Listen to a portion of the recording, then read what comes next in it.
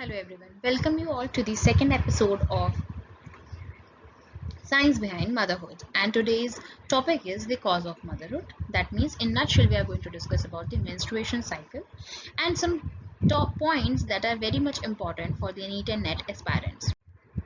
So coming on to the topic, that is cause of motherhood. Of course, menstruation cycle is that cycle which is very much important if you want to give birth to a child leading to motherhood. So in menstruation cycle, the basic focus is going to be there on the female reproductive system, because it is the female reproductive system that goes through cyclical changes leading to menstruation. So what are those cyclical changes?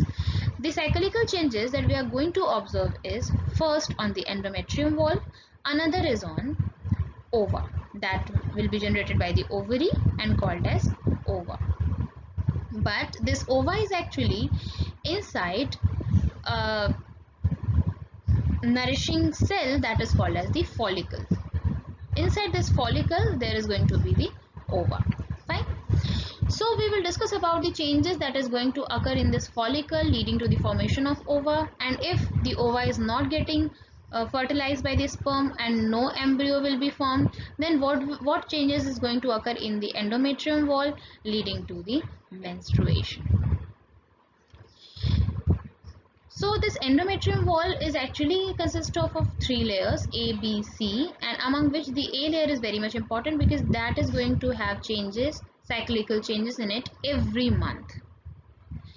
And that is what we are going to discuss, that why these changes are going to occur and how it occurs. So coming on to the menstrual cycle. Menstrual cycle is actually consists of two cycles in it, ovarian cycle and the uterine cycle. These both are simultaneously occurring. Why occurring? Let's understand that first. Ovarian cycle is important for the formation of ova, because if there will be ova, as you can see this is ova, if there will be ova, then only the sperm will come and can fuse with it and can form the embryo or zygote, or leading to pregnancy or conception. But only fertilization will not lead to the pregnancy. Even this fertilization will lead to the formation of the zygote, and that zygote needs to be implanted somewhere in the uterus cavity. For that implantation, these uterine walls are important. And that is why the growth of ova parallelly goes on with the growth of this uterine wall. So that if fertilization will occur, implantation will also occur simultaneously, leading to pregnancy. And you can say, yes, I am pregnant. But many of the times this fertilization is not going to occur, maybe because you are not in that stage, or maybe you are not interested in going for pregnancy, and that at that particular month or time you go for menstruation. So coming on to the menstrual cycle, if you want to start the discussion of the menstrual cycle, then we actually started from the menses. From the first to fifth day of menses, we say that it is the secretory phase for the uterine cycle, means the uterus wall is now breaking itself and converting itself into the form of blood that is getting secreted during the menstruation. But just after that, at that point of time, the estrogen concentration is very low, as you can see. From first to fifth, the estrogen concentration is very low, and hypothalamus is secreting FSH, leading to many follicles, at least 4 to 5 follicles going for the follicular phase.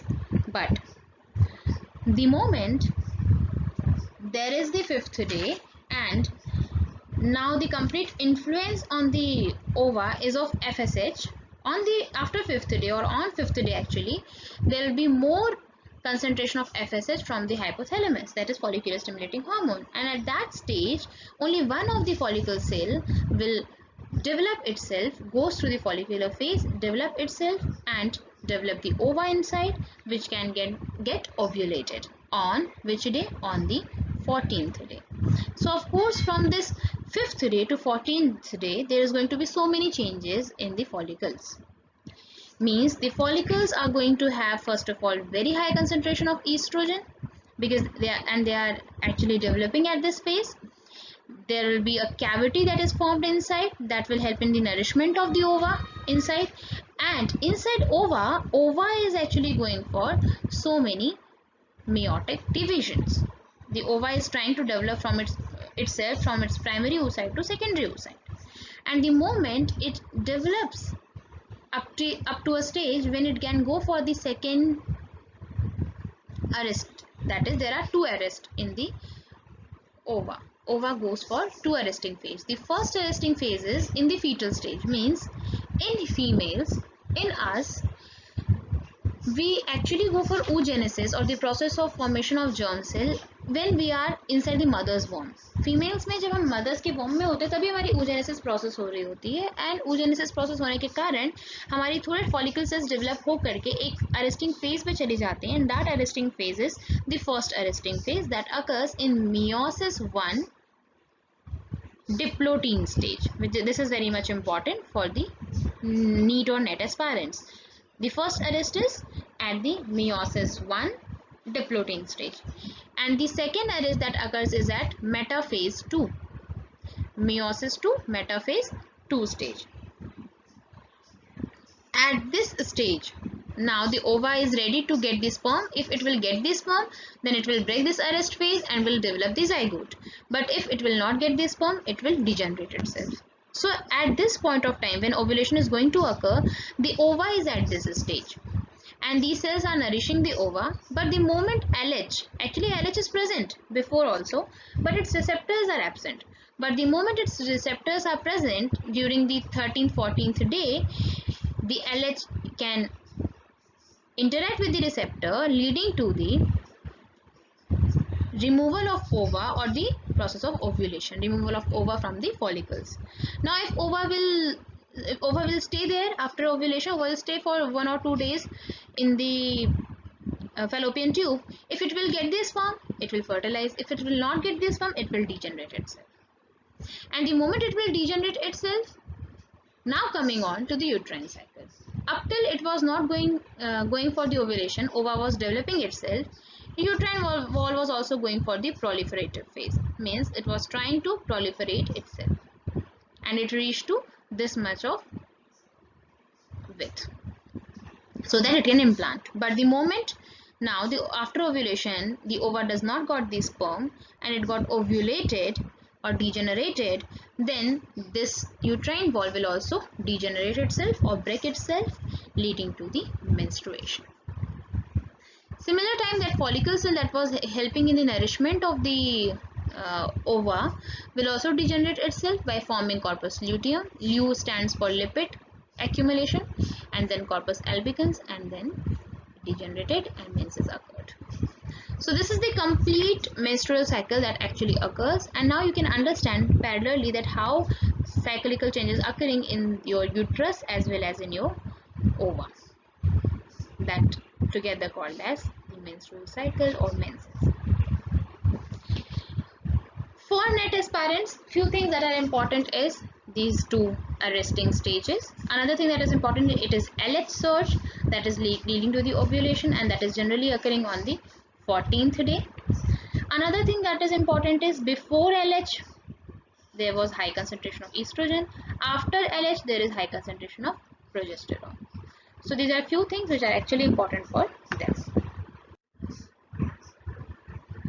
Now you can actually understand these two parallel things. We will discuss about the role of all the hormones in a different section, where we will talk about the roles of each and every hormone during these cyclical changes. But as for now, you can at least understand that there are two phases, follicular phase and luteal phase in the ovarian cycle, and there are two phases in the uterine cycle, that is the proliferative phase. This is the proliferative phase, and this is the secretory phase. So these phases are there, and these all completed together termed as the menstrual cycle.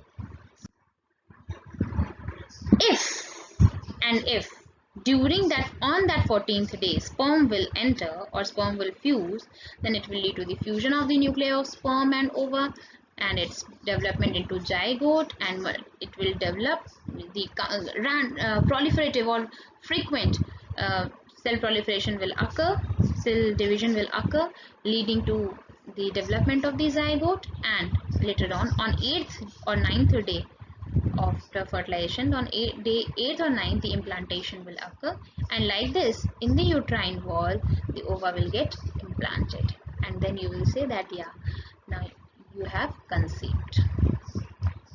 That's all for today. In the next session, we are going to discuss about how sperm actually fuses with ova, because there are millions of sperms.